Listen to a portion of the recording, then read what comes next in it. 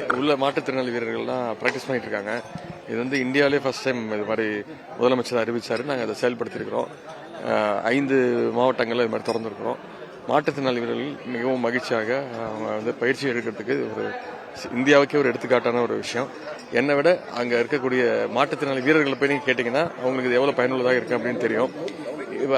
November 28ஆம் தேதியிலேருந்து December 10 வரைக்கும் first time வந்து வேர்ல்ட் கப் ஜூனியர் ஹாக்கி நடக்க போகுது.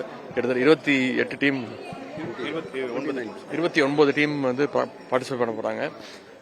எல்லாரும் எவ்வளவு ஹாக்கி ரசிகர்கள்லாம் விளையாட்டு ரசிகர்கள் எவ்வளவு ஆர்வமா இருக்காங்களோ நாங்களும் அவ்வளவு ஆர்வமா இருக்கோம். இதுக்காக முதலமைச்சர் வந்து கிட்டத்தட்ட அந்த ஹாக்கி டர்ஃப் மட்டும் புதுசா வந்து நம்ம சென்னை ராதாகிருஷ்ணன் ஸ்டேடியம்ல இருக்கிற மாதிரி அதே தரத்தில் உலக தரத்தில் இருக்கணும்னு கிட்டத்தட்ட ஒரு 10 கோடி ஒதுக்கியிருக்கிறாரு.